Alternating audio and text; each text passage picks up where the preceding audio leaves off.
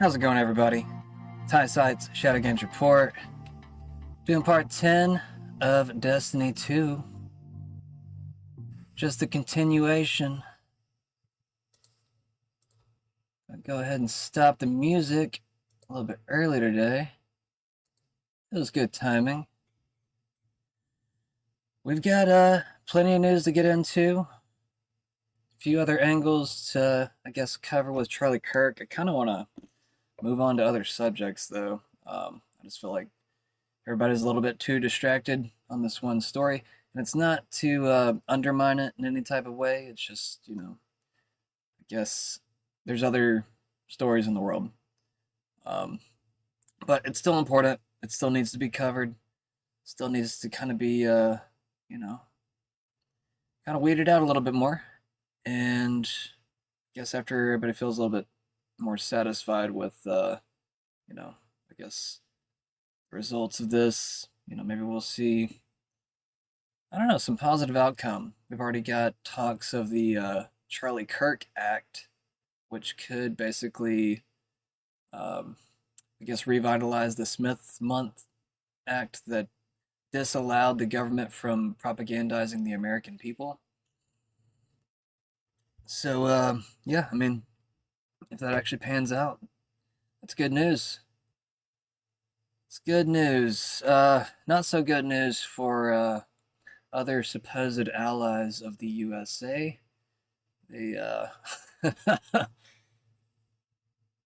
I don't know. It's just like, I guess there's not, I guess, a crazy amount of evidence that, I guess, Israel's directly involved, but they might be involved indirectly.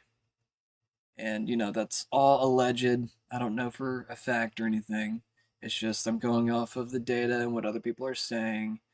Half the time whenever I'm doing my reports, it's other people's opinions. I don't want people to think everything that I cover is my opinion, in which, some things are, but sometimes it's me trying to follow a lead or trying to follow some, breadcrumbs in a story, trying to see where it might pan out later. So, just kind of keep that in mind. I mean, I have a very, I don't know, investigative mind, or what would you call it? I don't know, I have like a detective mind. It makes me just want to like dig, and, sometimes I get things wrong, but, I try to be as accurate as possible. Sure, most people do, but there are those people that do not. They intentionally are deceptive, and that's what you have to watch out for. Just know that I am trying to do my best. Anyways, enough talk. Let's go ahead and jump into the headlines. We got ABC suspends Jimmy Kimmel show over false MAGA link to Kirk assassination. Interesting, okay. This is not how I expected Jimmy Kimmel to go out. I figured he was actually being canceled for bad ratings or something, but this is interesting. I guess I need to learn more about this story before I agree with the direction it's going, but I don't know what he said just yet, so keep that in the back of our mind. Trump honored by King Charles III in historic Windsor state visit. Yeah, there's some video where it seems like Trump is walking ahead of the king with another guard, royal guard of the British royalty, I guess. It is kind of odd. It looks weird seeing the king just kind of lingering in the background, like, I don't know, just like a child following a parent.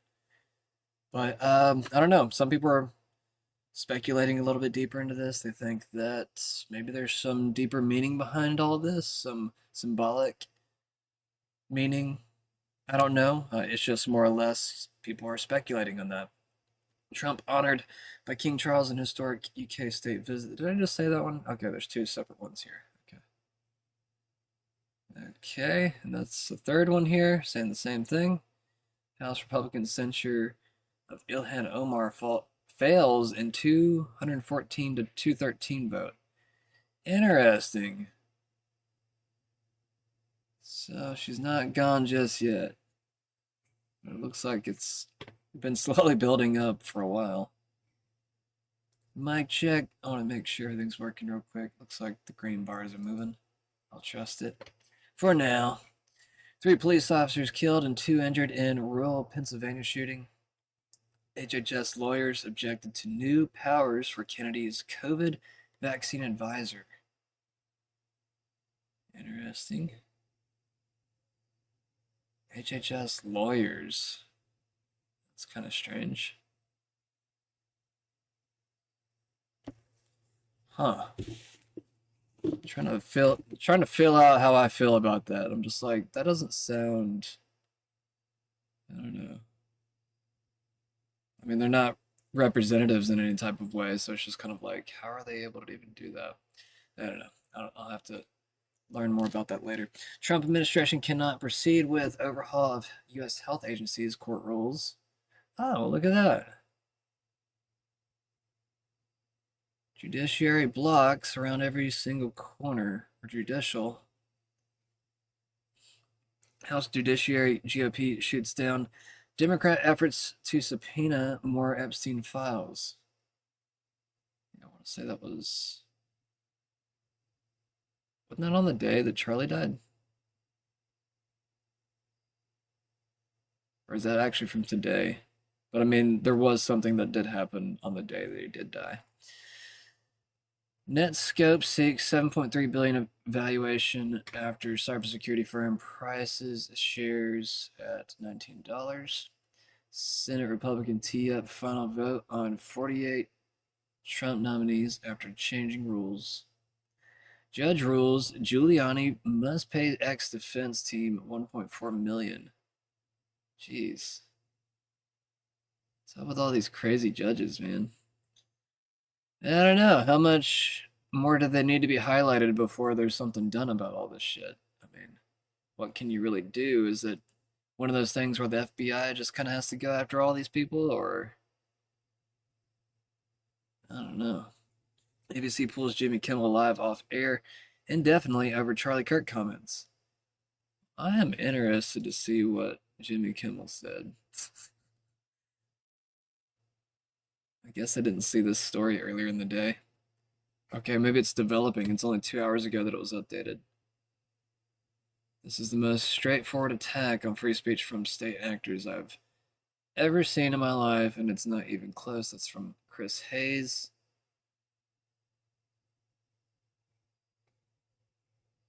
Breaking: Disney's ABC is pulling Jimmy Kimmel indefinitely after late night host recent remarks about Charlie Kirk.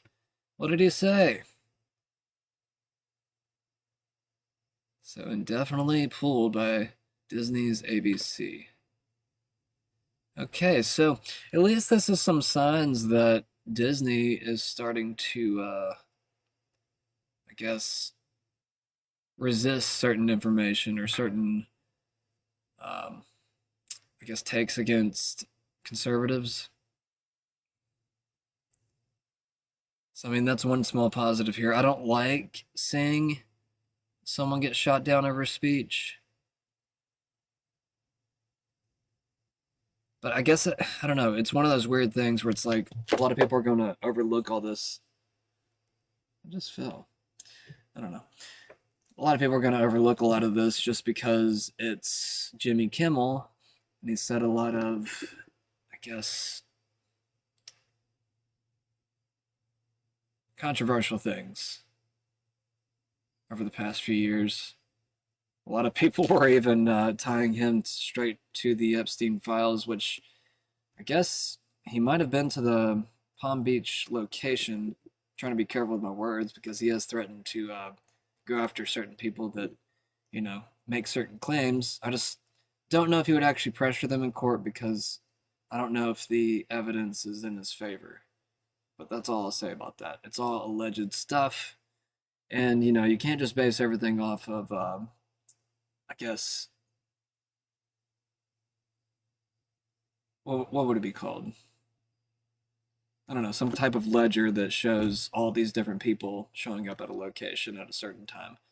I mean, it looks criminal, but you can't base everything off that. You have to have, a little bit more damning stuff. And I mean, why would you have a lot of evidence for that type of stuff unless you are trying to blackmail them. But that might have been, and what has been said quite a bit about Jeffrey Epstein. Anyways, let's keep on moving along. I want to see what he said. Next star backlash to host Charlie Kirk comments. What did he say? Is this it? This is absolute BS. Disney's pulling Jimmy Kimmel's show, definitely because he made some comments about Charlie Kirk bending the knee to fascism again. That's from Brooklyn Dad Defiant. Most likely a leftist. Blue Wave 2026. And he calls himself a feminist, so yeah, definitely. Let's see what he said. We hit some new lows over the weekend with the MAGA gang desperately trying to characterize this kid who murdered Charlie Kirk as anything other than one of them and doing everything they can to score political points from it. In between the finger pointing, there was grieving. On Friday, the White House flew the flags at half staff, which got some criticism. But on a human level, you can see how hard the president is taking this. My condolences on the loss of your friend Charlie Kirk. May I ask, sir, personally, how are you holding up over the last day and a half, sir? I think very good. And by the way, right there, you see all the trucks? They've just started construction of the new ballroom for the White House, which is something they've been trying to get, as you know, for about 150 years. And it's going to be a beauty. Yes. He's at the fourth stage of grief, construction. Demolition, construction. This is not how an adult grieves the murder of someone he called a... We hit some new lows over the weekend with the MAGA gang desperately trying to characterize... Yeah, I'm trying to figure out, like, what exactly... Maybe I missed it, but I'm going to play it one more time. This kid who murdered Charlie Kirk as anything other than one of them and doing everything they can to score political points from it. Oh, is it because he said he's in MAGA? Let's start the server. Okay, I think that's what it is. I think it's because he's claiming that it was somebody a part of MAGA. I can't remember exactly if I think he might have had some clothing that was MAGA or something from a certain picture. I don't know if that was real or not. We hit some new lows over the weekend with the MAGA gang desperately trying to characterize this kid who murdered Charlie Kirk as anything other than one of them and doing... Okay, so right there. I think that's it right there. Yeah, that is a mischaracterization. I mean, if he was one of them, why would he go after Charlie Kirk? That doesn't make any sense. Everything they can to score political points from it. In between the finger pointing, there was grieving. On Friday, the White House flew the flags at half staff, which got some criticism. But on a human level, you can see how hard the president is taking this. My condolences on the loss of your friend Charlie Kirk. May I ask, sir, personally, how are you holding up over the last day and a half, sir? I think very good. And by the way, right there, you see all the trucks? They've just started construction of the new ballroom. Okay, that's all I want to see. I'm pretty sure that's all that was really, or the main thing that was being attacked from this. I mean, it's so borderline. It's really kind of odd to see this be the thing that knocks Jimmy Kimmel off the air. I mean, we have Stephen Colbert finally leaving, but I didn't think this would be the thing that would knock Jimmy Kimmel off. I don't know. I don't know if I agree with this, honestly. And I'm not even like a fan of Jimmy Kimmel. You know, it's just, it's one of those, it's too borderline for me to want to side against him. And that's really hard for me to even say because I don't want to protect this guy. It's just more or less, I think it's important to protect free speech in this scenario, just in case it is, you know, there is some type of weird blowback, you know, in a sense of coming back to haunt civilians. You know, you don't want this type of stuff to hit everybody, you know, because we all say inflammatory things at different times. It's just a matter of how inflammatory.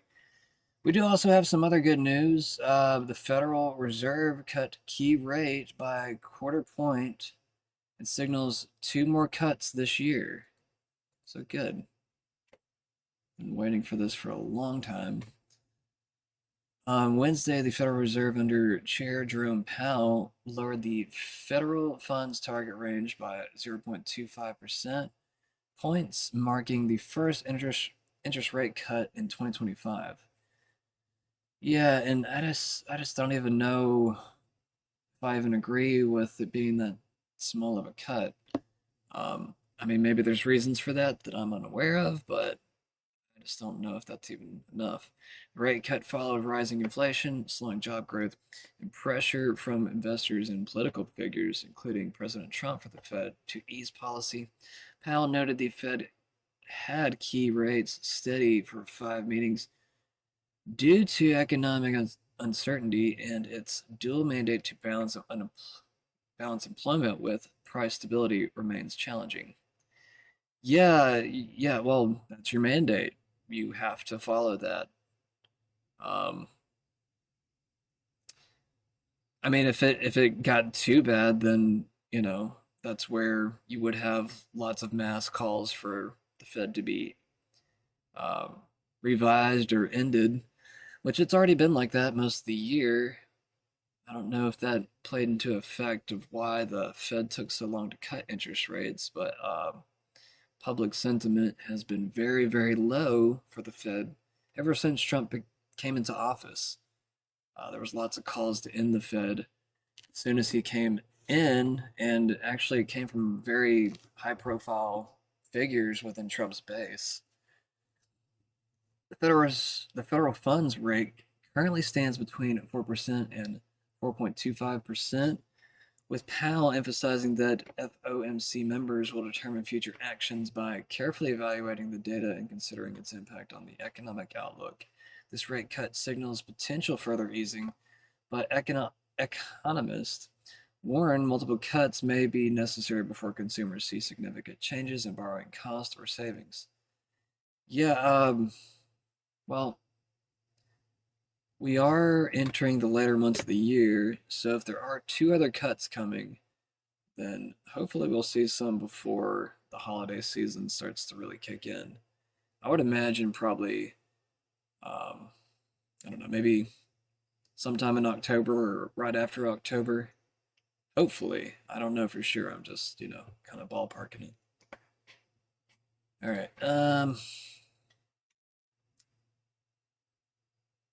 Let's see. Oh, yeah.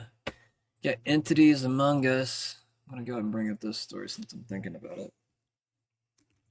Tim Burchett is in the news talking about entities. One thing I thought was kind of odd today was seeing Tim Burchett shake the hand of Netanyahu. Which, in politics, sometimes you have to shake the hands of your enemies. I don't know how Tim Burchett feels about Israel, but I don't know. Was he one of the people that went overseas? I don't think he was, but at the same time,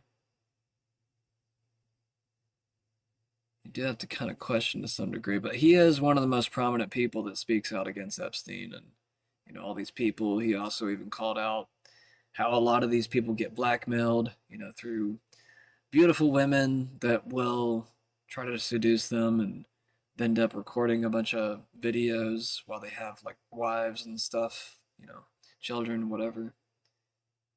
So yeah.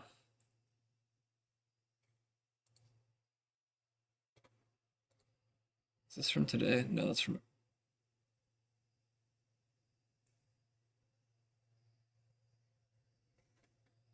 I've already shared this video, but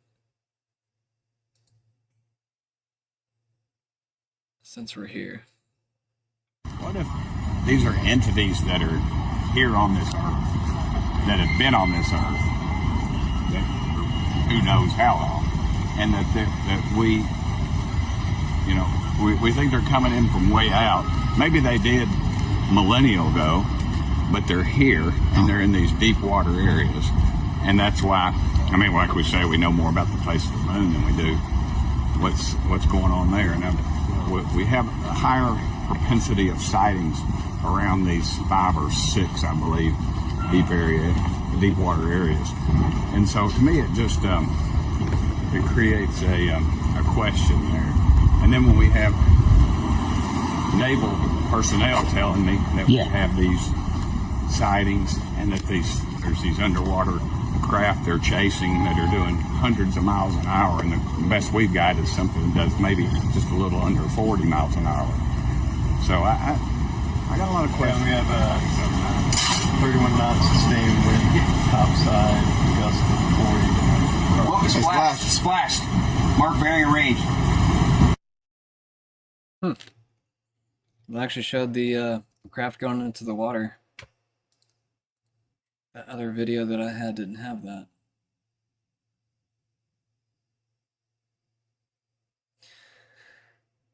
So we have entities among us. 5 to 6 underwater bases, it sounded like he said. Very, very interesting. Just to show you who Tim Burchett is, I think I have the video, or maybe I didn't have the video, but I remember seeing Tim Burchett being in the crowd that was shaking Netanyahu's hand. But, I mean, I don't know. If he's standing up against Epstein, which is supposedly, you know, Israeli intelligence, then what does that say about him, you know, whenever he stands up to this? Yeah, I would hope that we could get to the bottom of it. I want to know the money trail. I want to know who employed, was Epstein a foreign agent? Who are his benefactors? I want to know the way that they access these children. I want to know names of the people that were involved. I don't care about people who flew on his dadgum plane. President Trump has stated multiple times he flew on his plane. As a matter of fact, he banned that dirtbag from Mar-a-Lago over 15 years ago. I'm tired of hearing people trying to pin Trump to it. Trump has been out front saying that he knew the guy, and he banned him from Mar-a-Lago. They knew each other. They ran in the same circles. It's just like me. I know a lot of dirtbags myself. But I would hope that we could follow the money trail and just see where it all leads. And hopefully in all this, and I warn people, we need to protect the name of the innocent. And they were children at the time that were raped, over 1,000 apparently. Yeah. And you know, I've been told we could bring down governments and places all over the world. Well, if they're built on this, dadgummit, we ought to bring them down, because they are, to me, they're doing business with the devil, and I'm sure Mr. Epstein's dealing with him right now. Pretty powerful words. Guess you can choose to believe what you want to. I hope he's a good guy, but I don't know. It is odd just seeing so many different people within our own government just kind of bend the knee and not really stand up to these things the way that they need to be, in my opinion. But we'll just have to see how this plays out. China tells tech firms to stop buying NVIDIA's AI chips. King Charles III greets Trump in Windsor at start of President's second state visit to the UK.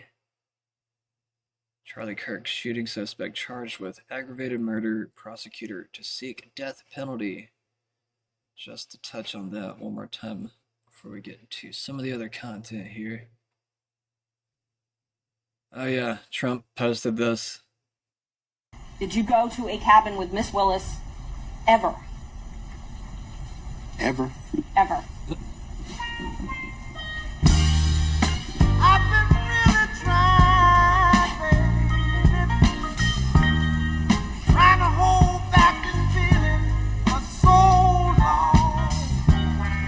And if you feel like I feel, baby. No. Never gone to a cabin with this. No. Hopefully that song's not copyrighted. I didn't think about that before I played it. Oh well. Harrison H. Smith. Poke in the eye of the Illuminati. The all-seeing eye. Whatever you want to call it. Charlie Kirk was a distraction from something much bigger, says whoever this guy is.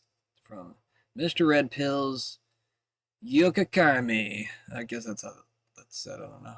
Joka Karmi? Was Charlie Kirk a distraction from something much bigger? A lot of you aren't ready to hear this. This blew my Everyone's mind. missing the point right now. He was assassinated the same day that they voted to release the Epstein files. Weird, and right? it got rejected, 51 to 49. If it was to have passed, the Justice Department would have been required to release all documents related to the case within 30 days. We could have had the answers we were looking for by October, but there must be something so incriminating in there that they didn't want the Capitol to look like Nepal right now. Yep. And some people will say, well, they just need more time to redact the victims' names. They've had plenty of Do you time. know that the Epstein case has been open for 20 years? It's not a recent thing. A long The FBI has time. been working on this for 2 decades. That's plenty long enough to put some black ink on names. It's not that hard. If you think it's just Trump in there, why wouldn't the Democrats have used that as a trump card to keep him out of office while Biden was in? They're all in on it. This thing is so much bigger than blue and red, Republican versus Democrat. They want us to think that. That's why they killed someone so Shitty controversial. mic. Because they knew that it would make us fight amongst ourselves and that we would distract ourselves. Divide They and don't have to conquer is distract the us. game. They just have to get us started, and we'll do it for them, right? Yep. Works every time. It's not you versus me. It's not me versus you. We're not enemies. The enemy is the one who's trying to convince us that we are enemies. And I hear a lot of talk about civil war right now. All right? There's a big difference between a civil war and a revolution. Yep. And I just want to say, I don't care what you thought about Charlie Kirk, but his stance on the Second Amendment was that it was in place so that we could protect ourselves and overthrow a tyrannical government. Which is what we have. And is that not some common ground that conservatives and liberals alike Stay can weird. have right now?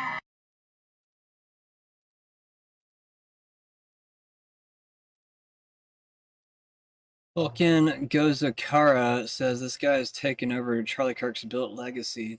According to Ben Shapiro himself, Jesus was a bad guy who tried to overthrow the Roman Empire and killed for his troubles. Yeah, I like to see it as him standing up to the tyranny of the Roman Empire and maybe even the false nature of the I guess different Semitic tribes that were in opposition of not only Jesus, but, you know, I guess some of the better tribes in the area during the time period. And I say that through a sense of like behavior and their sense of spirituality where they're not sacrificing animals or people. You know, they're trying to find a better way. And that's kind of what Christianity was at the time. It was like a new way to get away from the old gods or the, you know, maybe even some more of the hedonistic type gods where it's just they give into desire and I guess just more unhealthy type values or over embellishment of sex and then going as far as, I don't know, just doing stuff to different age groups. I'll leave it at that. I don't want to, yeah, I'm not getting into it.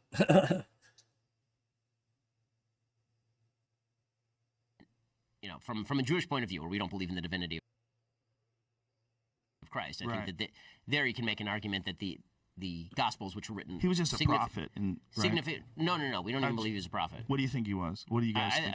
What do I think he was historically? I think he was a Jew who tried to lead a revolt against the Romans and got killed for his trouble, just like a lot of other Jews at that time who were crucified for trying to lead revolts against the Roman and got killed for their trouble. So he became legend in story, and it became a bigger and bigger deal as time went on. Yeah, he had a group of followers, and then that gradually grew, and then do you think he was resurrected? No, that's not a Jewish belief. Okay, I just want to check. Yeah, no, we're not into we're not into miracle stories. No, that's no? Not. No. You don't have any miracles? No, not by Jesus. Right? No? They're ones in the God Old Testament. ones? Like I can't join a church. I assume I don't believe the things that people in the church believe. You probably could if you donate. You got to give the right amount of money. Well, I don't believe in the Jesus, so there's that. There's the that Jesus. Part. Yeah, that's not my thing, right? I mean, so that's he calls it from the a Jewish point of view. Jesus. All right. Well, now we know. All right. Ben Shapiro's donation of $1 million is why they, whoever they is, I don't know, allegedly from Adam, Media, analyst, commentator, geopolitics, breaking news, war coverage. I've seen him quite a bit next lately, but I do not know who he is personally. I haven't followed his stuff that much. But yeah, he says that Ben Shapiro's donation of 1 million is why they killed Charlie. That's a big accusation, by the way. So notice if anybody tries to sue this guy for defamation or not, because if they don't, it's a little bit of a tell. That's a big, heavy claim. And I guess if somebody doesn't get smacked down, if somebody's wrong, then it starts to kind of make you wonder, well, are they right? Now TPUSA remains Zionist. So yeah, we had Ben Shapiro. I forgot this guy's name. Is it Michael? Is it Michael something? I can't remember. Walsh and the other guy. I don't know who that is. But it's basically the Daily Wire crew. We had Charlie Kirk's seat sitting empty over here. But we have to, I guess, believe that Ben Shapiro, as emotionless as he is feeling some type of sorrow or sadness for Charlie Kirk. I know we at Daily Wire, we trust. And I just want to finish this too. Charlie was against war with Iran. Ben supports it. You can bet TPUSA will now push for a war with Iran. Ben is a Mossad parasite. This is a hostile takeover. And yeah, that's Adam saying that. That's not me saying that, guys. Just remember that. It's some weirdos sometimes that think that I'm saying something. You at TPUSA to do it. I mean, that's really the answer. We're willing to provide, and we are providing, any level of material support, any level of support on the ground, boots on the ground, helping you to do what Charlie would have wanted to be done here. And I think that the reason that everybody trusted Charlie, the reason we're all mourning Charlie, is because nobody did it better. You spelled out two of Charlie's goals. You said, he wanted to bring people back to Christ and bring people back to church and back to biblical values, and he wanted to keep the MAGA coalition together. And expand it. And the question is how you do that. And the answer is you focus on the first, and the second is a byproduct. Okay, the answer is that, as Matt says, you have to unite around something. And yeah, we can unite in the short term around the fact that there are a bunch of people who hate our guts and want to murder us, which of course is true. But long-term unity, yeah, I didn't include that part. Change, which is what Charlie was really trying to drive, and why he went to talk to people who disagree, is about building around those core values.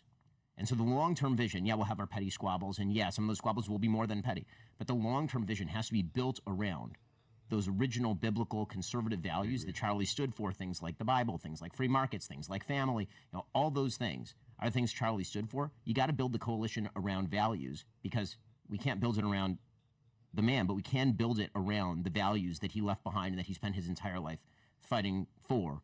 And, we couldn't be, frankly, more honored to join you guys as much as we can in the fight. Thank you for that, and thank you for donating the Daily Wire $1 million. Because that's the TP USA Thank you guys guy. for honoring Charlie so well today. God bless you. Oh, don't show that. Shows an empty seat. I don't like that.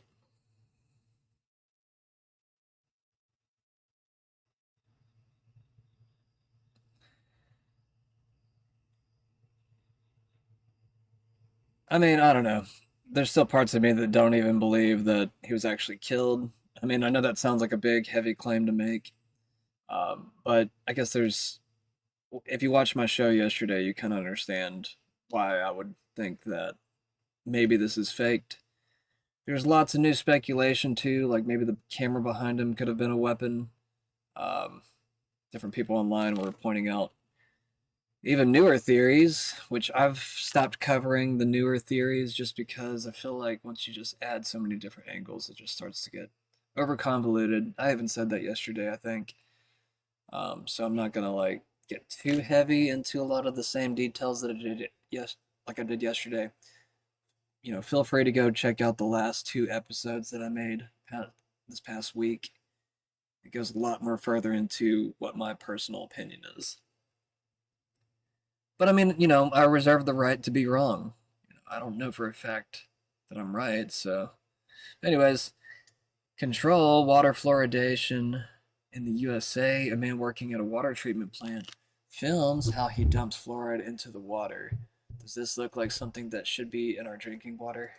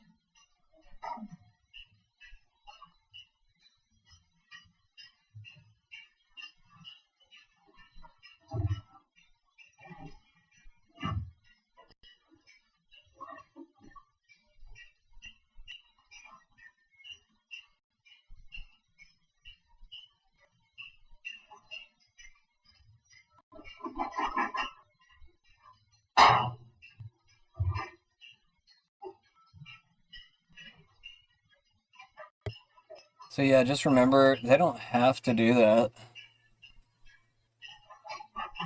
I mean, there's like a very small percentage point that it changes within our supposed dental health. Other than that, there's really not much other utility. A lot of people speculate that it's a neurotoxin, so.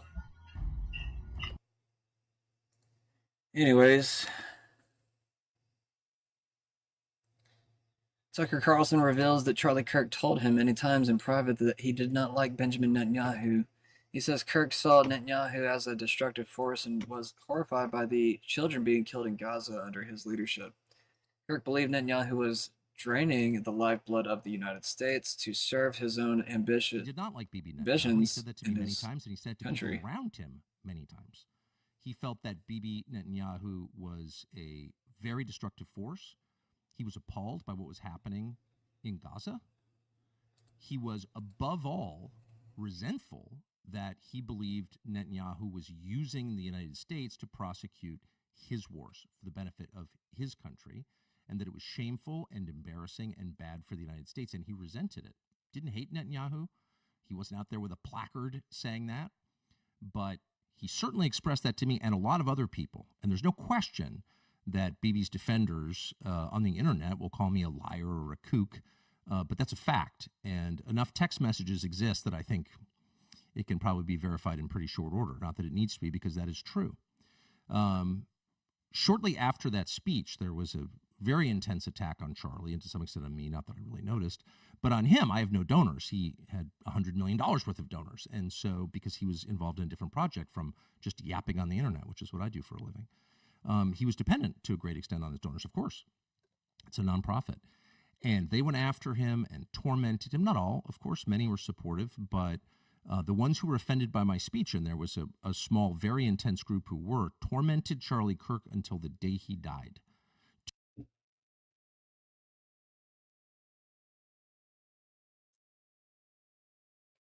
Trump honored an historic UK state visit by King Charles amid protest. Give me just a second, guys.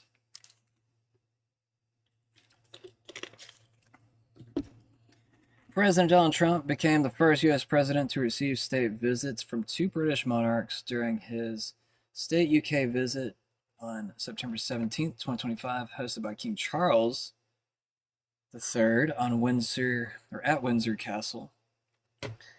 The day included a guard of honor inspection, carriage procession, joint U.S. RAF flyover, and a state banquet where Charles emphasized the U.S.-UK alliance and support for Ukraine. While Trump highlighted shared history and America's revival, thousands protested in Windsor and London against Trump's policies. With heavy security in place at the visit, or as the visit continues, with discussions on trade, defense, and global issues alongside Prime Minister Keir Starmer. Trump and the King. Trump at the state dinner. We had a very sick country 1 year ago. Today, we're the hottest country anywhere in the world. In fact, nobody is even questioning it. He says it right in front of the king. We are. Oh, and by the way, to Q followers, like I guess today is 17 day, September the 17th. And I guess in the Q world, you know, well, the letter Q is the 17th letter. And supposedly Trump is Q plus. I mean, believe what you want to, but I've noticed that a lot of Q followers see a lot of significance from today. And with him being at the King's, or just in the King's presence on this particular day, there's lots of new type of theories that are kind of popping up. Some are speculating this is some type of show of power by Trump to some degree, like as if he has them by the balls or something. I don't know if that's true. It's just I just want to relay that that's where some of that speculation is coming from. If anybody is curious where that is deriving, because I see some posts every now and again. And maybe you don't see those posts, but I do. As a country, as you know, doing unbelievably well. We had a very sick country 1 year ago, and today, I believe we're the hottest country anywhere in the world. In fact, nobody's even questioning it, but we owe so much of that to you and the footing that you gave us when we started. We are, as a country, as you know, doing... What does that mean? Unbelievably well. He owes a lot to them. Makes you wonder. Royal family. Guess that's the... Is that the official account? I guess it is. Huh. They got a Twitter account with 5.5 million followers. Did not know that. This evening, the King and Queen welcome President Trump and First Lady Melania. Damn, Melania. Melania's looking good. How old is she? Is she in her 60s yet? I don't even know.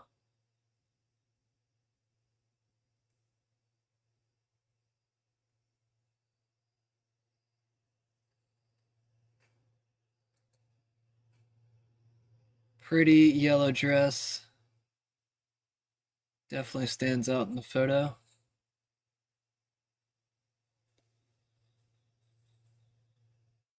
I haven't seen all the first ladies, but yeah, I definitely think she's probably one of the prettiest that we've had when it comes to first ladies. I'm just reading this MAGA voice tweet. Who thinks Melania Trump is the most stunning first lady America has ever had?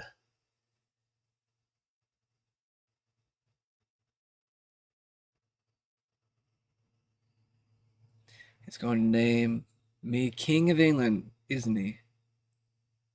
Huh?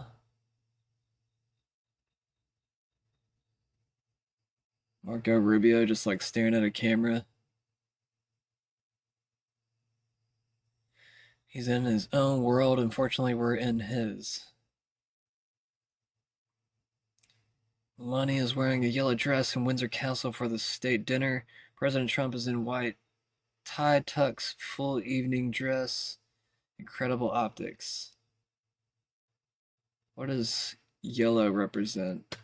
Doesn't yellow usually represent like spirituality and like enlightenment and stuff? Pretty sure it does. If I'm wrong, correct me, but I want to say it does. Who's that?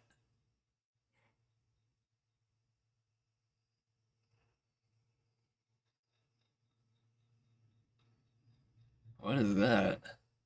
I don't even want to know.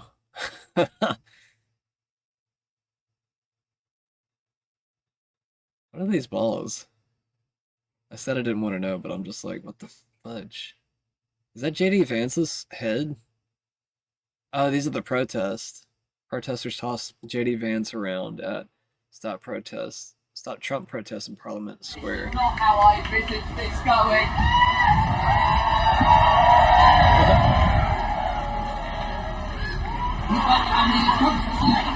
Try and keep it away from the cameras, people. I mean, that's fun. Honestly, I would join in. I don't really think I like Vance, to be honest with you. I'm not a big fan. I think that, I don't know. I don't want JD Vance to be the 2028 option. Like, I seriously want Tulsi or somebody else to be considered. I mean, Trump has even flirted the idea of running a third term. If he can clean up his image by 2026, with his base, that I feel like he's lost a big portion of it. I think this is the video I was looking for. This is where Trump is walking in front of the president, Donaldo Trumpo, which is usually like a spoof I think account. this is a real statement by the king and by the senior members of the royal family. I mean, it's very rare they all get together like this for a visit by a foreign leader. They're doing it to make a point. I think they recognize the world feels a little bit precarious right now. You have two raging wars in Ukraine and in Gaza, and you have a lot of people, particularly since the appalling murder of Charlie Kirk, I think are feeling very tense about the way that issues like free speech are going in the world. And I think that the royal family want to make a statement. They are aligning themselves very publicly today with the President of the United States, who they know actually believes in his heart fundamentally in the principles of free speech, as indeed do they. So I think that this is it's a statement by the royal family. We're going to roll out the ultimate red carpet. And again, just to stress, I've not seen this done for any other world leader. This is unprecedented. So yeah, some people are speculating that I guess it goes against certain royalty codes to walk in front of the king, and which it just seems as if King Charles is allowing it. But even listening to the commentators, they're saying it themselves. This is unprecedented. I can't say that word right. Unprecedented event with allowing or doing this thing for Trump. Doing this whole thing for Trump. Unprecedented. I don't know why I can't say that word. Anyways. And bearing in mind that Donald Trump is getting a second state visit, but the first one was for a different monarch. So nobody has ever, US president or anybody else, has ever had a state visit with two different monarchs. So that, again, I think is an important thing to say. Last time it was with Queen Elizabeth. That's another big reason why a lot of key people are kind of going nuts over this video. They're just like, this is a power move by Trump. He's walking in front of the king. I don't know what that would mean, though. Like, does that mean that Trump controls the UK? I mean, it kind of seems like Trump does control large portions of the Western world, just due to the fact that, well, when he told certain nations to kind of hush up about certain things with Israel, it almost seemed as if they caved in. But some did not, which is good. We need that. We need that back and forth. This time it's with her eldest son, King Charles. That is real history. And I keep coming back to how his mother would feel, Donald Trump's mother, Mary, how she would have felt about this, watching her He's son, just kind of following just along, on a human level, you know, having like these extraordinary moments with the Queen and then with the King. I mean, really remarkable, I think. I think I showed this last night, but I just kind of wanted to show it again. Maybe it's from today. I can't remember. I don't know. I feel like I saw something like that yesterday. Got Harrison Smith hosting the War Room, which Owen Schroyer abruptly quit. Honestly, I don't feel like getting into it, but I think Harrison was probably the right person for the job. Also got Brianna Morello in the mornings, replacing Harrison for his show, The American Journal. It's now her show. John Stockwell, CIA whistleblower on their dark operations, and we assassinated world leaders, including the President of the U.S. in 1963. We've set out to overthrow functioning constitutional democracies in over 20 countries. We manipulated elections in dozens of countries. We created standing armies and directed them to fight.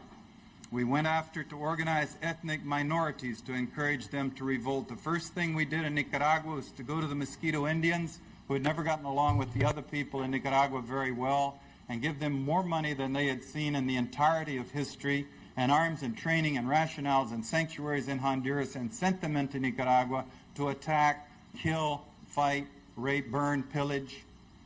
And this is an insidious thing. Every society is torn with racial conflicts and conflicts with minorities. Think how violent our nation is. Think what if there were a superpower so big that we didn't dare even flap back or strike back at them, that were coming to our minorities with huge sums of money and arms and training people from our minority groups and sending them into the country to do open acts of violence. How we would rise up and the bloodbath that would ensue. And this has been a technique the CIA has used in Nicaragua, in Thailand, in Vietnam, in Laos, in the Congo, in Iran, Iraq with the Kurds, in different parts of the world. We created, trained, and funded death squads like the Treasury Police in El Salvador that are responsible for killing as many as 70,000 people, according to the count of the Catholic Church. And we've assassinated world leaders, including the United States President in 1963, and I'll get to that in more detail in just a moment. Getting back to the subject of democracy, since that's something that Bush and everyone is talking about right now, I remind you of Chile. In 1973, the CIA organized the overthrow of Salvador Allende, the democratically elected president of Chile, and he was killed in the process, and we killed General Schneider, who was the pro-U.S. defender of the Constitution there, in order to put the CIA's representative Pinochet in power. And Henry Kissinger's, when he was grilled by the Congress over this program, his rationale was, yes, the issues are much too important for the Chilean voters to be left to decide for themselves. Now, there was a long CIA destabilization and propaganda campaign against China. We were parachuting teams from Quemoy, Matsu, Tibet, Burma, Thailand to destabilize China with the propaganda campaign, the propaganda aimed at the United States as well as China and other parts of the world, until eventually we talked ourselves into the Korean War, in which 1 million people were, where we fought China in Korea and 1 million people were killed. There was a long CIA destabilization and propaganda campaign against Vietnam until we talked ourselves into going into Vietnam to fight, and 2 million people were killed. Again, read for yourselves. Read Bill Blum's book, The CIA, A Forgotten History. Read Portrait of a Cold Warrior by Joseph Burkholder Smith, who was a CIA case officer in Southeast Asia. Read Fire in the Lake by Frances Fitzgerald, the daughter of Desmond Fitzgerald, the famous CIA Chief of Operations of Southeast Asia. Read Deadly Deceits by Ralph McGehee, another case officer who served in Southeast Asia. Read Decent Interval by Frank Snapp, who covered the period of time in Vietnam, 73, 75. He and I were colleagues there at that time. Or if you will, read my own book, In Search of Enemies by Norton, which remains the only insider's detailed account of the inner functionings of a covert action. Or read Washington's War on Nicaragua by Holly Sklar, not written by an insider, but a remarkable detail on the Nicaraguan operation, great detail of how that operation has been run. Trying to come to grips with these CIA activities in these broad numbers, trying to figure out how many people have been killed.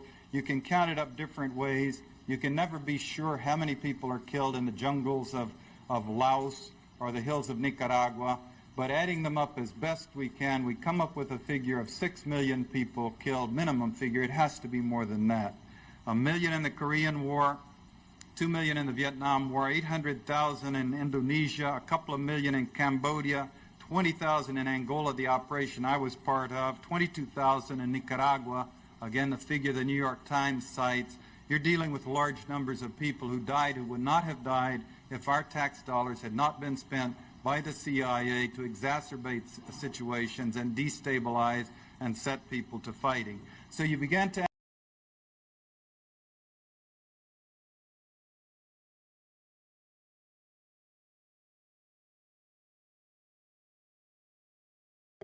Sorry, I didn't realize my mic was off.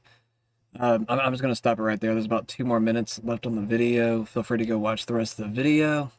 And yeah, I'm going to move on just because, for the sake of time, and I want to start the game here soon. When an intelligence service conducts a political assassination, they use what's called a patsy. The whole point of a patsy is that they come with a story that's believable enough that the public doesn't look too closely. Look very closely at what we're being told. Yeah, there's lots of weird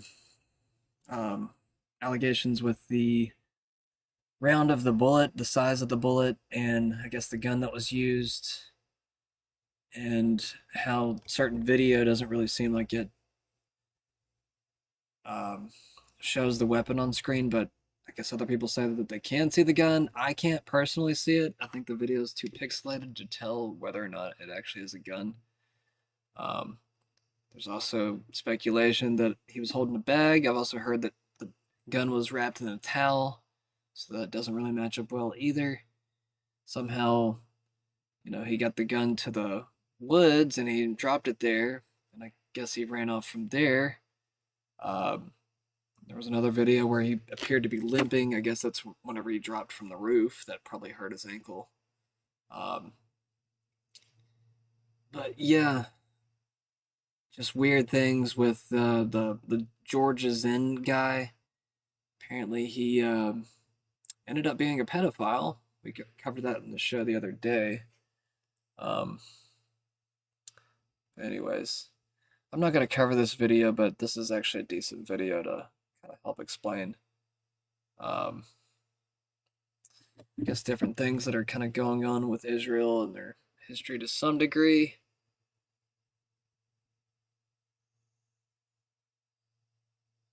We already covered this video where Tim Burchett is talking about entities. Got some interesting videos with reptilians too. I'm going to try to brush through some of these videos kind of quickly. These connections keep getting weirder and weirder. Valhalla. So, this kind of goes along with my theory that I was putting together last night, where there's a possibility that Valhalla might be code for a special witness protection. One thing that was interesting about Tyler Robinson is that he had a desktop image, and he's going to show it in this video. But in the desktop image, there's a picture of what's called Goat Island in New Zealand. And apparently, there's a resort there called Valhalla. And it's kind of like a secretive resort. It's a members-only resort. So, just kind of interesting. And I wouldn't say this is the best video, but there is some interesting things kind of going on here. And to me, it does kind of make you question a little bit more, like, is Tyler just a fake patsy that they're pretending to, you know, jail? What if Tyler is being sent to Valhalla? What if he's going there with Charlie? You know, it's like, if, let's just say, the US government did get word that the Israelis might have been planning some type of attack on Charlie.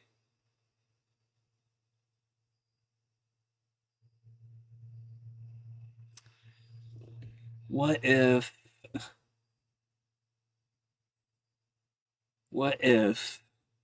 and I'm speaking slowly just because, you know, this is just a theory, just a hypothetical, it's not like it's true or anything that I know of.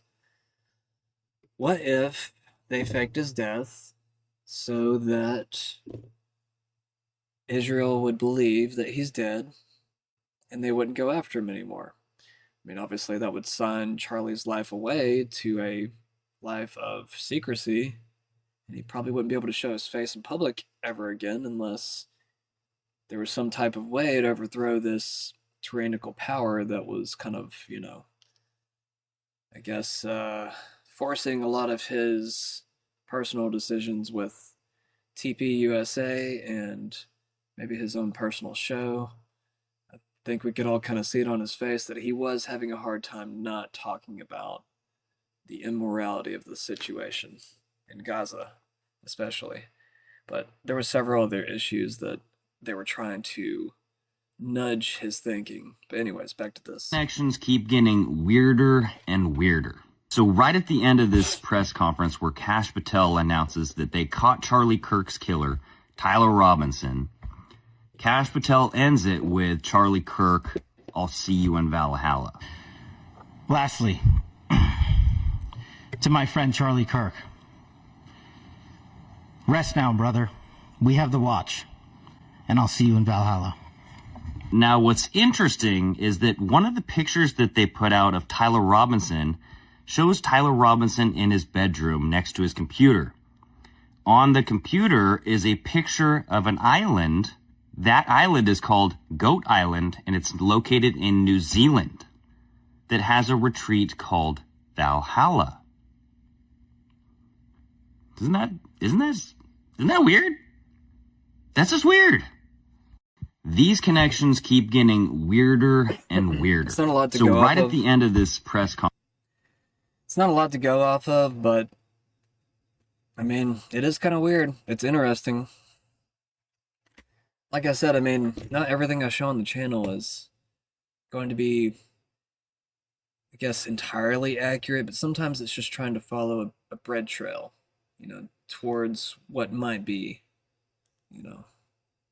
what might be the truth. I'm not going to cover this video, but it is kind of interesting. It's kind of a semi-spiritual / semi-scientific video. I don't know how scientific though, because I don't know, it's one of those things that's hard for me to verify. Scientist reveals how much you can unlock your God DNA.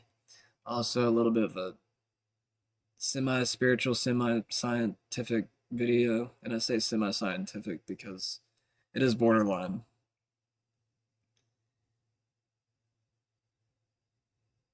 Project Nimbus. Has anybody heard of that before?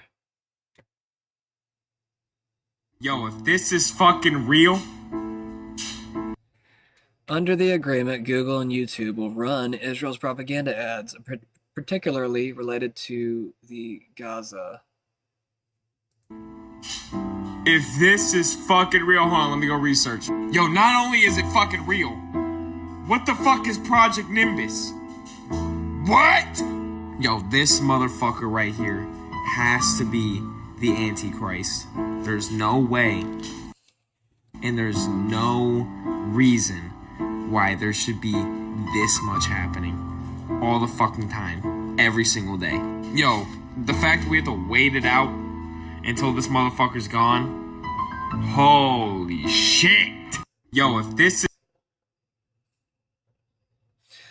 Glad I'm not the only one asking about his choice of shirt that day. Someone really wanted us to see the bodily devastation. Or not. Suppose he could just have decided to go dark to light for a day. I haven't heard anybody talk about this yet, but why is Charlie Kirk wearing a white shirt? He never wears a white shirt, ever.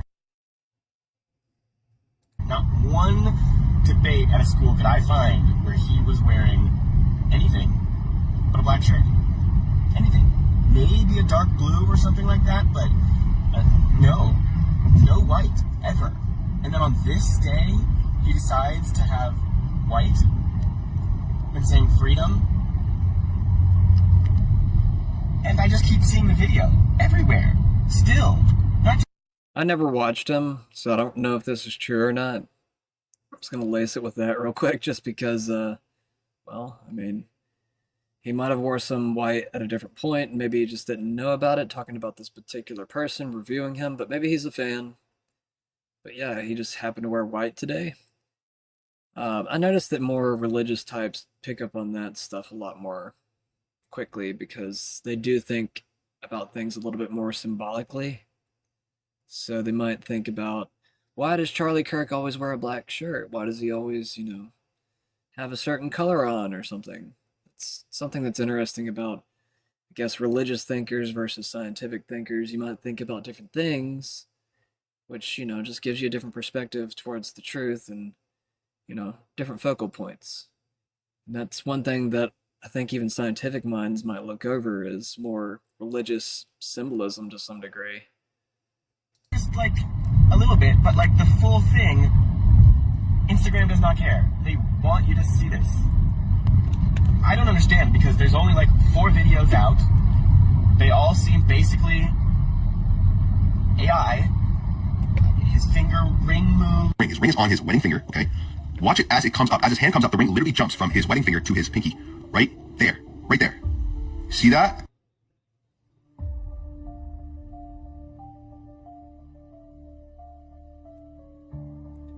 Somebody tried to tell me that there's like these rings that snap. I've never heard of a ring that does something like that, but if somebody knows of like rings that snap over or something like that, like let me know about it. But here's the ring. It's on his ring finger. Hold up. Let's go back real quick. So yeah, you can see it's on his ring finger.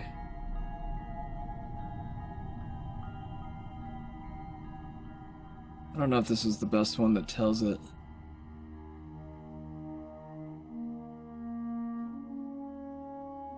Yeah, that wasn't a good video, but there's a better video that shows, like, it looks like his ring just completely hopped over to his pinky. Moves. I mean, come on. You're playing with yourself. Where are all the other people's videos that are not making it onto social media? Like, all hundreds, thousands of people and not one of them has a video that we can see? Where's that drone? Where's the cameras from the school of him getting onto the shooter getting onto the roof or off? And then when you see the off one, I mean, there's no weapon in his pocket. I'm sorry. And also, just a quick side note, they said that he took the scope off before he shot and then put it back on. So I bet anybody who's shot a gun knows that if you just remount a scope, it is not going to be accurate. You have to recalibrate it to make sure that it is at the correct spot. And all the hand signals, they're very clear. I don't have to be a military officer or anything like that to know those are hand signals. And there's a bunch of them. And they got the video of it. I'm like, what? Why are you letting us see that? If this... I don't understand, because it seems like they wanted us to know and wanted us to see this and wanted us to make it look like it was an inside job. Which I don't know why they would want to make it look like an inside job. Yeah, I mean, that is kind of how it feels. That one I can't figure out. But it looks like an inside job. Good analysis. Who's that guy? Fourth Musketeer? I don't know if that's the guy it came from, but he reposted it. Might be a TikTok video, I'm not sure.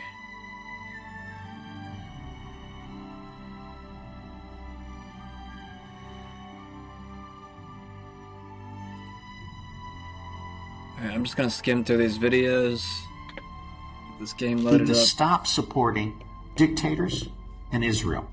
The American taxpayer is paying $30,000 a year for every Israeli man, woman, and child, and most of that money is going into military spending and the repression of the Palestinians, which produces refugees. There are over 40 dictators in the world. The United States loves all of them, except for 2.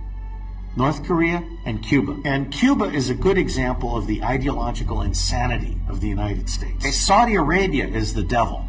Israel is the devil.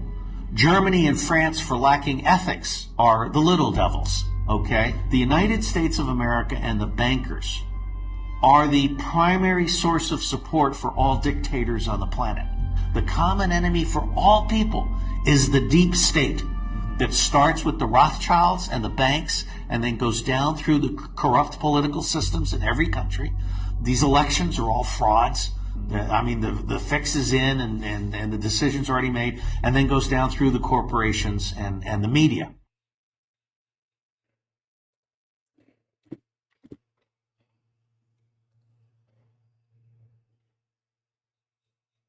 Nine out of 10 of the biggest contributors to the Democratic Party are Jewish. 2% of the population, 90%. Same thing with the Ivy Leagues. 7 out of 8 of the presidents were Jewish. I don't understand, maybe it's 2 or 3, but 7 out of 8, and they're 2% of the population, and they run the schools. And then when you go to Hollywood, it's 3 of the big talent agencies. It's CAA, and it's William Morris, and it's UTA, all run by Jews. And when you go to the NBA, half the teams and the commissioner, all Jewish. When you go to the Federal Reserve, the chair for the Federal Reserve for the last 40 years, with the exception of Jerome Powell, all Jewish. Larry Fink at BlackRock, which manages $30 trillion in assets, Jewish. You look at the Biden administration, you look at his cabinet. Almost everyone in that cabinet is either Jewish or married to someone Jewish. All of Joe Biden's kids and grandkids are married to Jews. Donald Trump's kids are married to a Jew. Donald Trump delegated, of course, to Jared Kushner. And it goes on and on and on and on and on like this.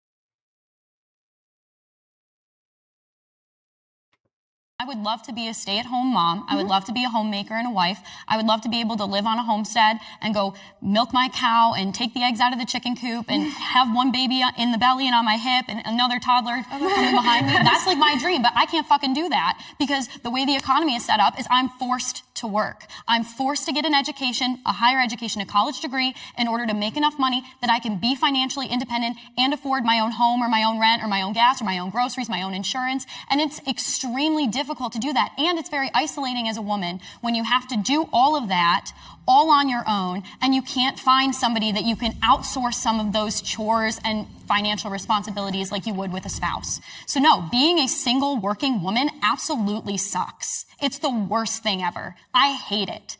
I would go back to the 1950s in a second just so I wouldn't have to deal with this shit. You're talking about a traditional nuclear family where the woman doesn't work in a married household with kids. And statistically that was the case. You're a single woman who isn't married with kids yet. So I'm for it because of the way it is. Most women were married by the age of 21 up until the 1970s. I think it's a woman's choice. Before that, it was societally encouraged to marry young. Yeah, and it was better for women mental health-wise, long-term, to be able to go into that long-term committed relationship and have the established family instead of being forced to slave away for a corporation that doesn't like you, doesn't care about you, makes you sit under fluorescent lights for 8, 9, 10 hours a day. You get a lunch break, you get health insurance, but do you have somebody who loves you staring at you every day like your child?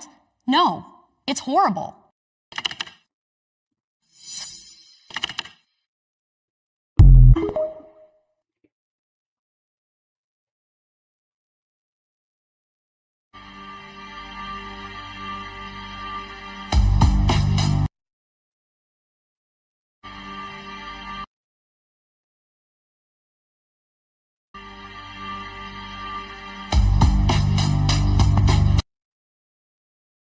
Hold on a second. I'm gonna play music over this, so copyright doesn't get flagged.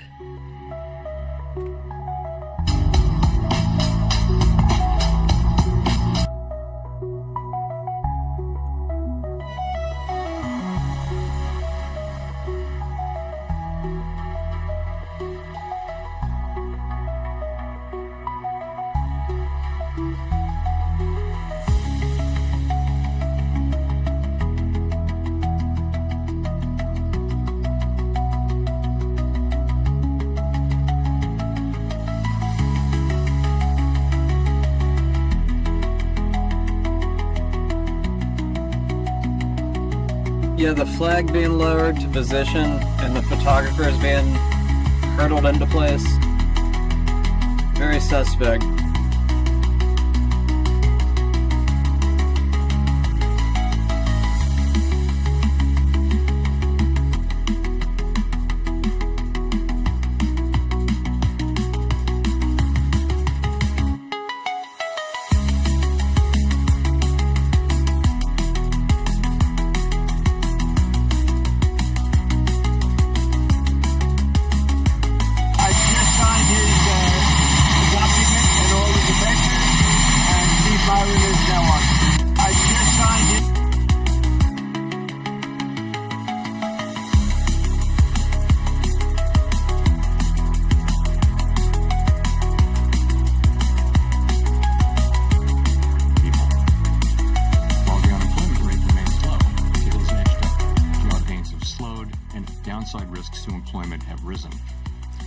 the same time, inflation has risen recently and remains somewhat elevated. In support of our goals, and in light of the shift in the balance of risks, today the Federal Open Market Committee decided to lower our policy interest rate by 0.25 percentage point. We also decided to continue to reduce our securities holdings. I'll have more to say about monetary policy after briefly reviewing economic developments.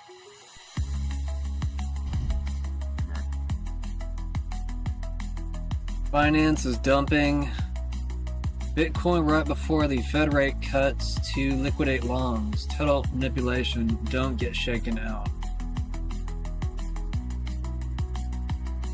That's from, is it Wimar.x?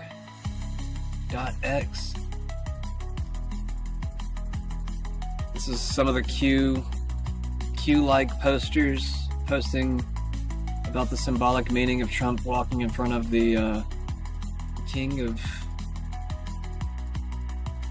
UK, or whatever you want to call it now, Britain. Let's see, yeah. It is starting to kind of look like Netanyahu is controlling things the more that Trump lets him walk on them. Hopefully something will change, but it is still holding strong for some weird reason.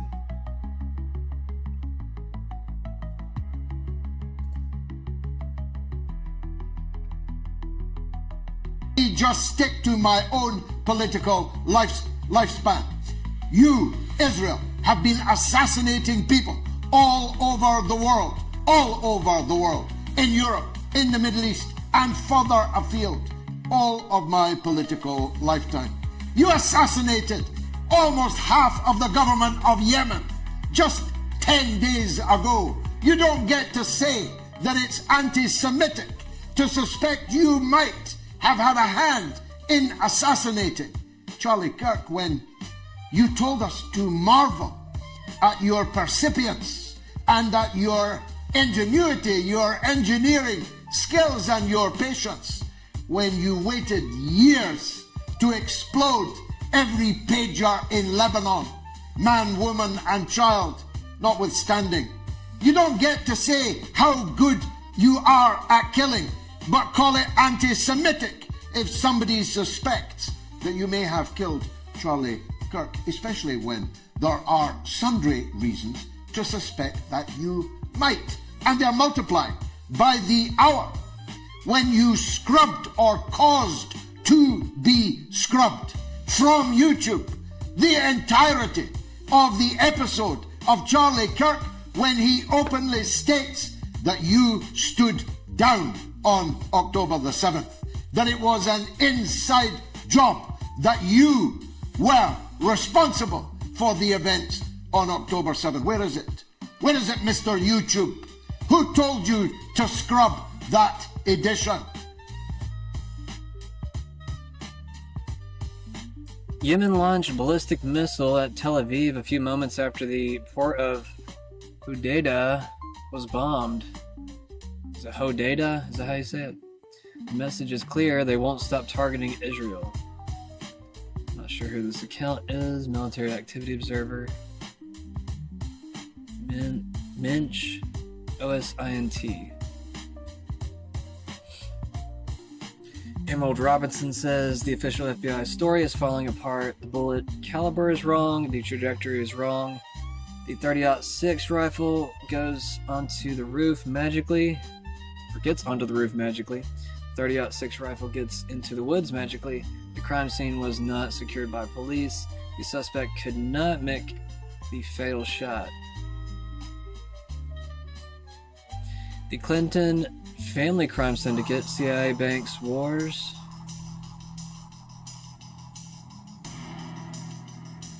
The Clinton Foundation is the biggest organized crime family that I know of. For example, Hillary Clinton took money from the Russians to sell American uranium to Russia.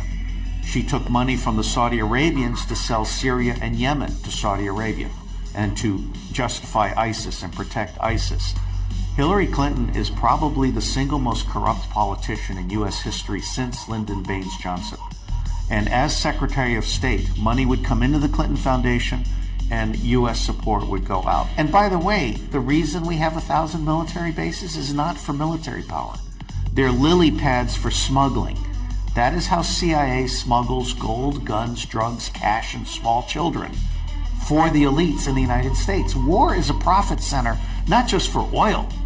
War produces body parts. It produces orphans.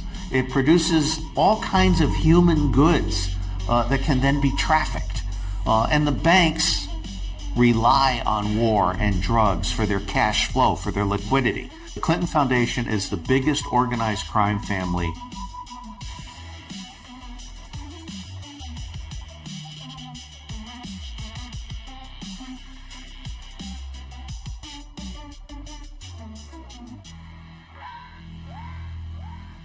So Hitler said even in his death he would start World War III.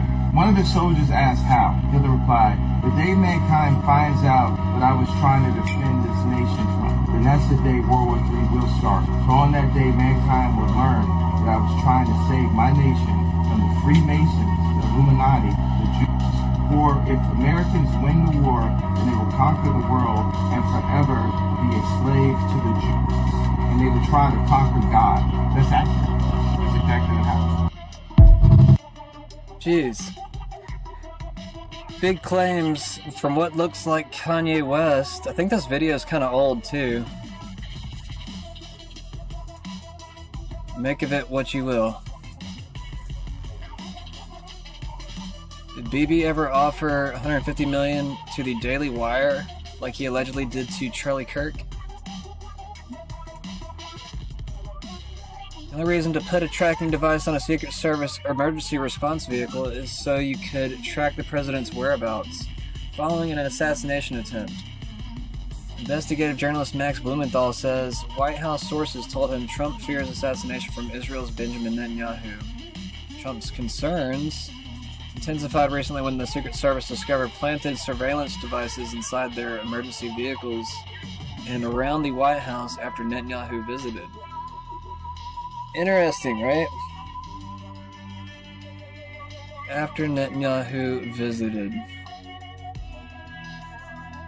Getting people together to go down to his house to kill him and his family. How about suing this guy for $1 billion? I don't feel like covering the hate on this channel, so I'm going to keep on moving. But it's there if you guys want to go see it. Question everything, especially cults. Freemasonry, is it Jewish? Well, one thing is for sure, it is controlled, I believe, behind the scenes by high-level Jewish interests. I've noticed that the prominence and the predominance of the Jewish six-pointed star, the Star of David that you see on the flag of Israel, it seems to be everywhere in the Masonic lodges, and there's a reason for that. Here's an article from the CDL report some years ago. It said Freemasonry is Jewish, say the Jews. Now, Rabbi Isaac Wise, way back in 1855, had this to say. He stated, Freemasonry is a Jewish establishment whose history, grades, official appointments, passwords, and explanations are Jewish from beginning to end. In the Jewish Tribune newspaper, way back in 1927 in the United States, we read, Freemasonry is based on Judaism. Eliminate the teachings of Judaism from the Masonic ritual, and what is left? And it shows very clearly, for example, that most of the names have a Jewish influence. There is the Knight of the Brazen Serpent, the Prince of the Tabernacle, Chief of the Tabernacle. There's the Prince of Jerusalem. I mean, how more direct can you be? And there's a number of others to boot. The Knight Kadosh, number 30, the 30th degree, is also Masonic.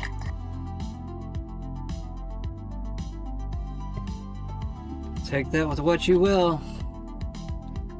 I mean, this stuff will just pop up in my feed half the time, and I'm just resharing it because it seems interesting. It seems like, you know, some breadcrumbs to follow, if there is some truth to it. Covered quite a bit of some negative information on the Freemasons within recent weeks. So just make sure you confirm anything that I show. Like, I don't want to misrepresent, but at the same time, if this is true, then it's one of those things that kind of needs to be investigated. And, you know, that's just being a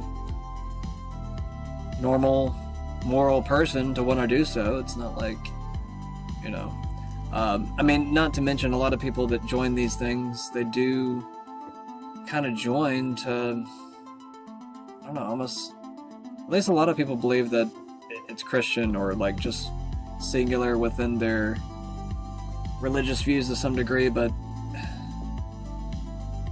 it kind of evolved over the years, especially with the Grand Masons centralizing a lot of the Freemasons, and they allowed a lot of different cultures and religions into the cult,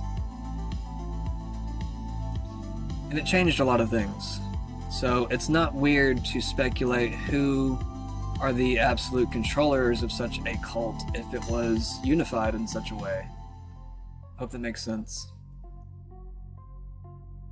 And this is a cute girl covering something about sound medicine, I guess, or something along those lines. Go watch it if you want to. I'm not going to play it. Finally, people are seeing through this with gun knowledge. It's not I'm adding going to play up. the game soon. Cash Patel, buddy, it's not adding up.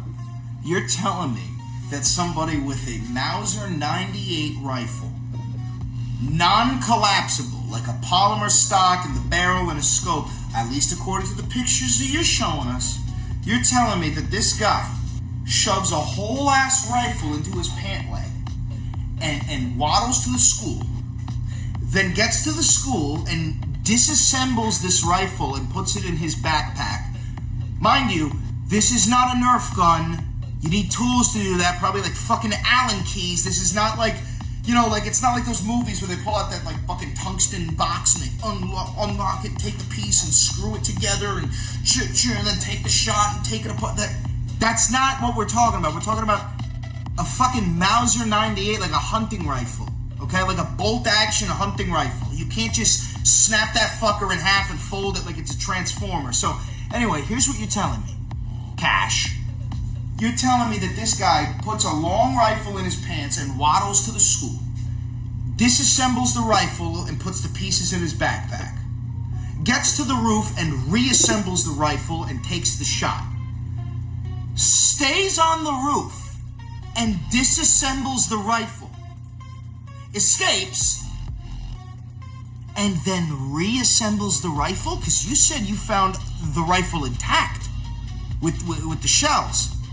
So that right there, not adding up. Now, this is where a lot of you are going to lose me because I'm fucking nuts. The kid said in the Discord, he goes,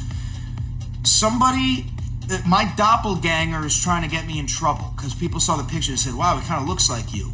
And then we got things where the kid's wearing two different outfits. Some pictures the kid's wearing a maroon shirt. Some pictures the kid's wearing that black shirt with the American flag and the eagle. Now, this is where you're going to lose me.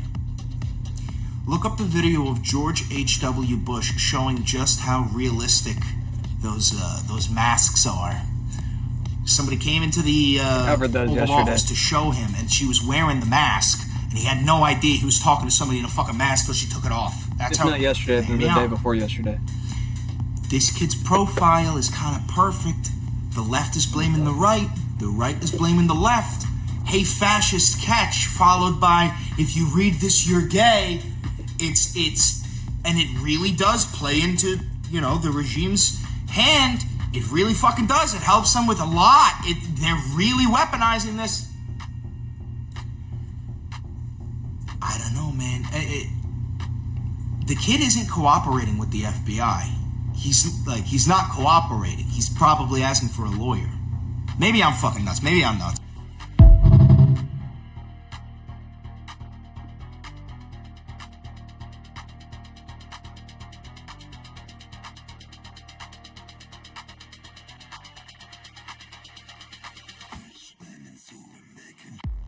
Cover that another time.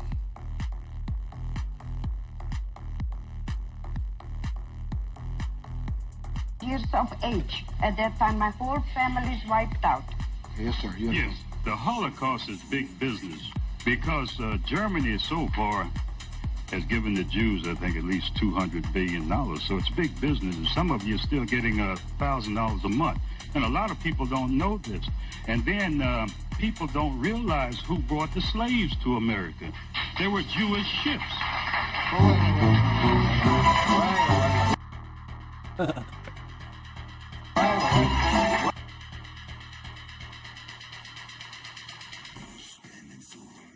I have less ability sometimes online to criticize the Israeli government without backlash than actual Israelis do.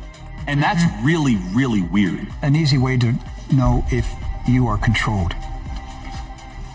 Is there somebody or something that you're not allowed to criticize? That's right. Simple as that. If you lived in Nazi Germany, you couldn't criticize the Nazi Party. If you lived in the Soviet Union, you couldn't criticize the Communist Party of Russia. If you live in China right now, you can't criticize the Chinese Communist Party. If you live in North Korea, you can't criticize Kim Jong-un. If you live in Cuba, you can't criticize the Cuban Communist Party. If you live in America, who can't you criticize? Who can't you criticize in America? The Jewish lobby. Yes, on both sides. Right. That's right. That tells you who controls the country. You're not. The fact that we're having this discussion and we're on the edge, all right? Everybody knows here, this is the edge. Oh, yeah. Why are we on the edge? Because we're touching the third rail. We're breaking the taboo. You're not allowed to discuss the power of the Israeli lobby in America. James Smith is allowed to criticize Israel? You had both sides. The Israeli side was overrepresented. No, you're not allowed to. You're not allowed to, though. No, you're not allowed to. That's proof right there. They control America. That's who's controlling free speech in this country. Rick Wiles, American Pastor.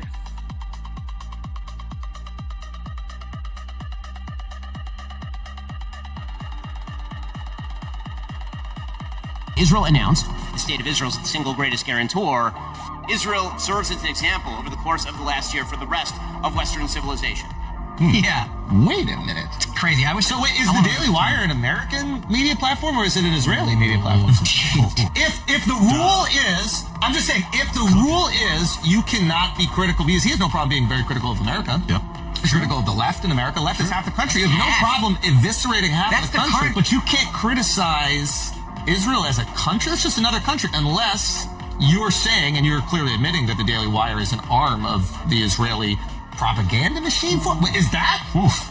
Are you manipulating the religious right in America so that you can take all their money and then in the process restricting free speech, one of the core tenets of the American identity? Ben. Oof. Benjamin. What is happening? There's trouble in paradise. What shall we do?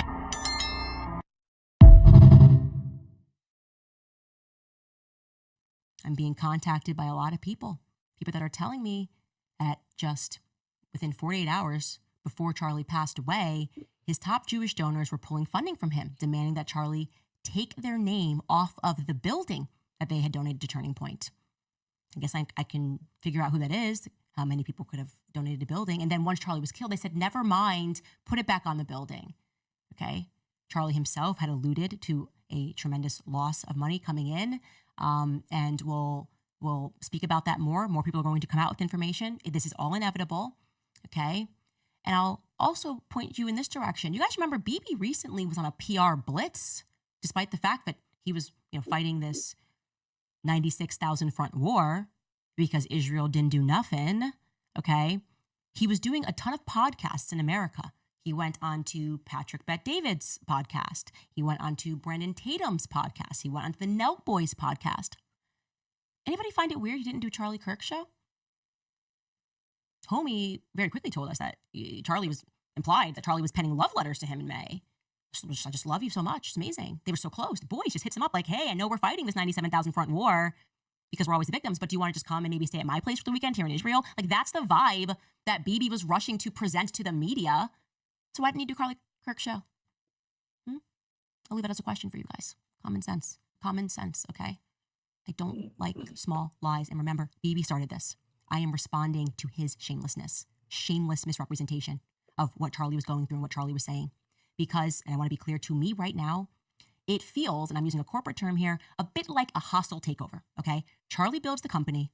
organically on the basis of Charlie and Charlie's honest ideas.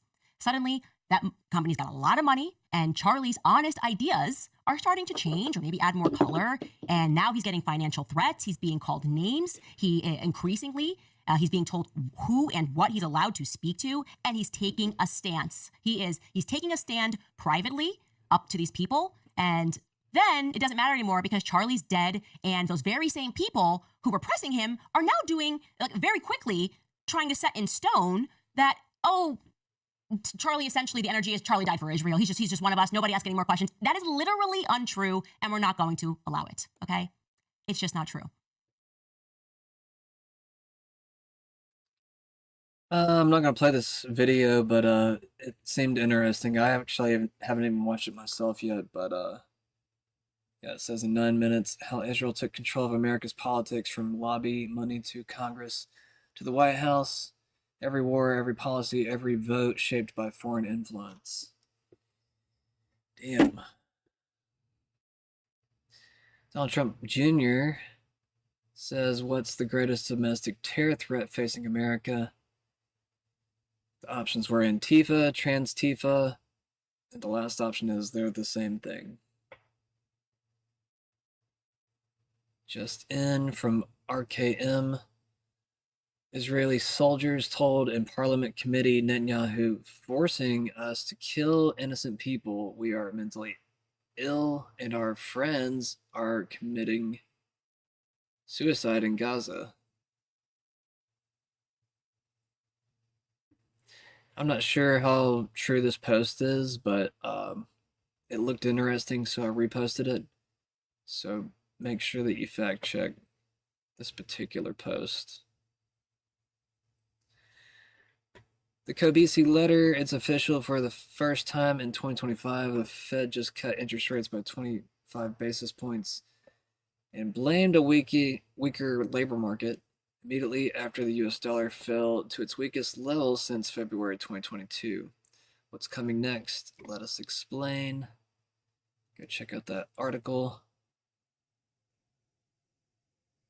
Homeland Security says, and stay out. It's being reported that around 2 million illegals have already self-deported, and I guess that's along with the actual number from ICE itself.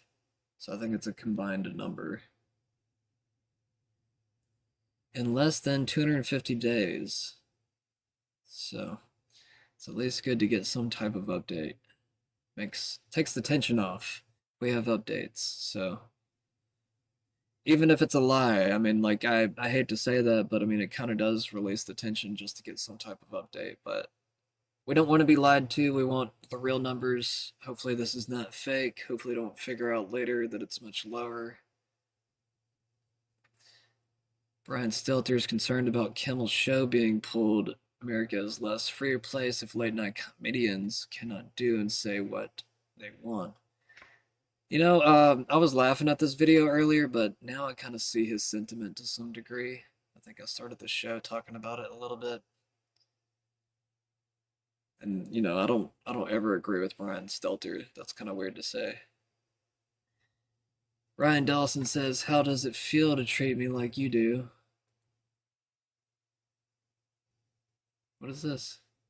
I can't remember what this is. The American people want to know. Oh, yeah. How does it feel to be a cup for Israel? Answer the question. It looks like a robot sometimes. You're claiming to serve the American people. You're serving Israel. Does it feel to be Israel's bitch? You don't care about kids getting raped. The American people want to know.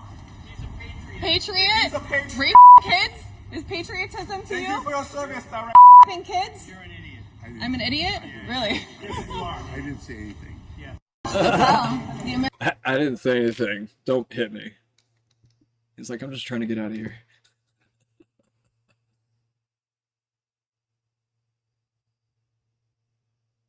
Okay, I kind of have to play this. This is too funny not to play. And it's too relevant to the current times, so enjoy.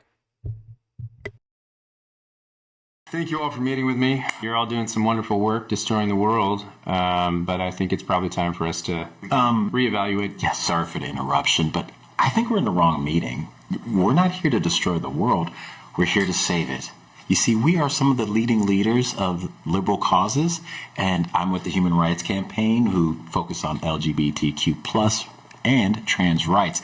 You see, I have the equal sign to let you know that I'm a good person. Oh, excuse me, women's reproductive rights? Climate. Free Palestine. Open borders. I misspoke before.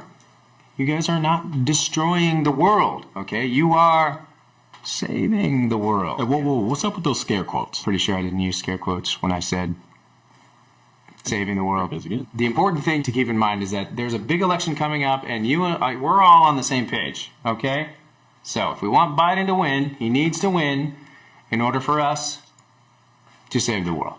If we want Biden to win, you folks, how can I say this? You might need to tone it down just. Tone down what? Oh, that's a good question. You're women's reproductive rights, right? Okay. Excellent branding, by the way. It's much easier on the ears than baby murder, so kudos to you on that one. But opposing any restrictions all the way through to the 9th month, I mean, you see how you're kind of tipping your hand, right? Makes people think, wait, maybe they actually want to kill babies. And we do, obviously. No, we don't. Oh. No, we don't. Right. We don't.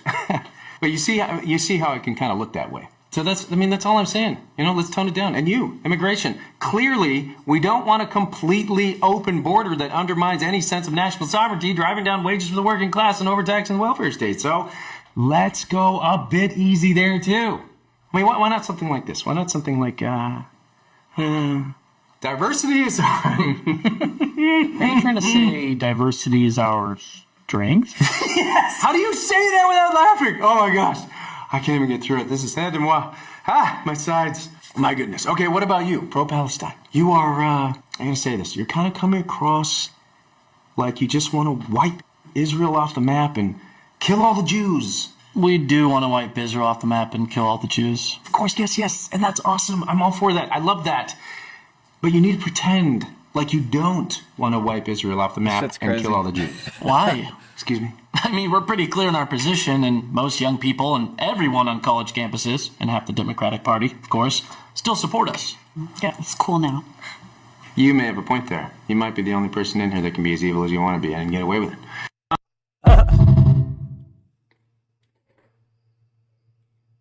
Yeah, the weird justifications for, what is it called? Is it criminal virtue? I don't know what you would call it, but it is obviously some type of immoral behavior to try to do what they would consider to be moral, but I don't know. Usually it's the wrong types of justification to be legitimate. We are going to wrap this up here soon. There was one particular video I wanted to show before I got off of here. Actually, I'm just going to finish up with these last two videos, and then we're going to start the game.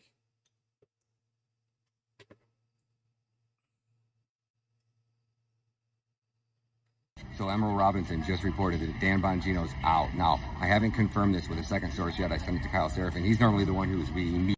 Okay, so Kyle Seraphin did make a prediction that Dan Bongino would be out in the next few weeks, and it seems like that rumor might be true as of right now.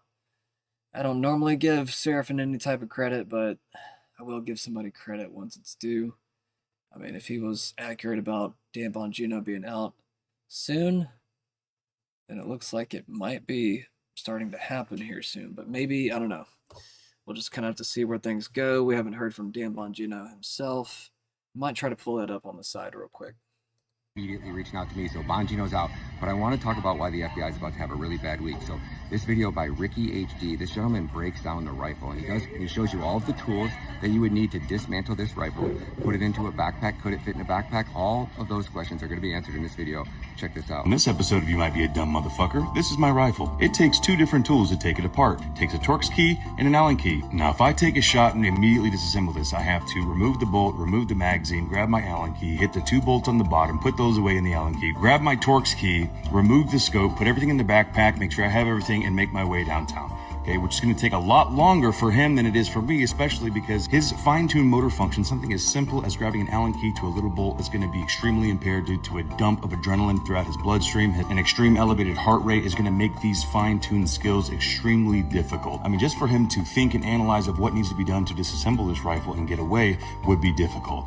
We're not even going to touch the topic of him assembling the rifle on top of the roof, which if you reassemble a rifle and you take a cold dead shot, it's not going to be 100% accurate, okay? Or the fact that he disassembled this after taking a shot, which the rifle's going to be hot and they found no gloves. There's just so many inconsistencies, it just makes zero sense. I mean, I'm still working on this, and I have taken this rifle apart 1,000 times. And now he has to put the pieces of the rifle into a backpack. And this is a gigantic backpack. Shout out Wolfpack, best backpacks on the fucking planet. Anyways, as you can see, this barrel, broken down, does not fit in this backpack. And this is a big boy, way bigger than the one that he was carrying, okay? I put the rifle stock in here, and guess what? It doesn't fit. It sticks out. Now, let's just say, for sake of argument, that he put these in his pant legs and he was walking. These are still so long broken down that he would not be able to walk straight. He wouldn't be able to bend his legs. Doesn't make fucking sense. Looks like Bannon doesn't want to see Dan Bongino leave. He's pleading that Dan Bongino needs to stay. I just reposted that. I'm going to stick to my word, and I'm just going to play this last video. Kind of goes along with entities are amongst us. Yeah, it's kind of wild, but it's kind of fun at the same time. Reptilians have base, or had a base on the moon. And I'm like, what?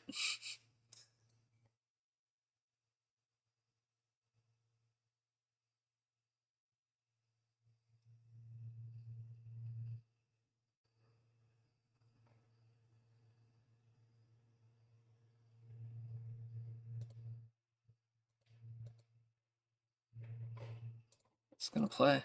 Oh, I guess I didn't hit it.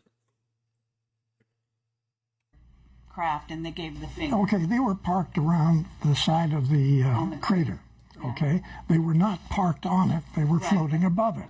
So there were hundreds of these 9-foot reptilian guys. Craft, and they gave the finger. Okay, they were parked around the side of the crater. Okay, they were not parked on it; they were floating above it. So there were hundreds of these 9-foot reptilian guys standing with their legs. Hundreds. Yeah, they were all the way across. 9 feet tall reptilians. Underneath their vehicles, Okay, standing so on the 9 crater. feet, and what do they look like?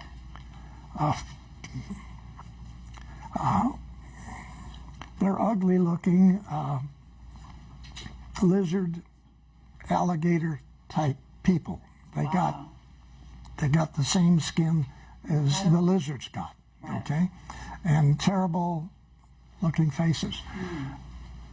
But then they have the ability to shift and look like a human. All of them do. Okay? Okay, do you think Von Braun was a reptilian? No. You really don't? No. Okay. Your president, yes. Oh, what? Which one? George Bush Sr.? Yes. Yeah. Sure. And Bill Clinton and this guy you got just got rid of. Yeah. Yeah. They all were. Right. Okay. So, and they all have this ability to make themselves look like real good-looking people. And you're saying Trump isn't one? No, he's not. Okay. Well, that's the wildest claim in the video. And he knows more about this subject than people realize. Oh, okay. Excellent. But trying to get back to your earlier question, these groups of extraterrestrial who work together but are at war with other extraterrestrials, okay, have these vehicles that look like a planet. Right. Like our moon is a vehicle. It's a command center for this arm. Easiest way to look at this is to put your arm out like this, and you be the center of the galaxy. What? At least Trump's not a reptilian. Then it just kind of makes you think, like, okay, well, why doesn't he seem like he's on our side anymore? Most transparent FBI ever, says Cash Patel. I'm going to finish up with this video since I brought up Dan Bongino, and then I'm jumping straight into the game. It's only a minute and a half. FBI Deputy Director Dan Bongino drops bombshell on corrupt politicians by issuing a stern warning. If you're a corrupt politician, we're Let me going to ask you find about, are you going to be looking into, Cash and This is from Pam, yesterday. any potential collusion between the DOJ, Letitia James, the novel legal theory of Alvin Bragg, or Nathan Wade, or Fonnie Willis, and the DOJ? Is that something? Has anything come up? Is there any way to determine whether or not evidence was destroyed in any of these cases?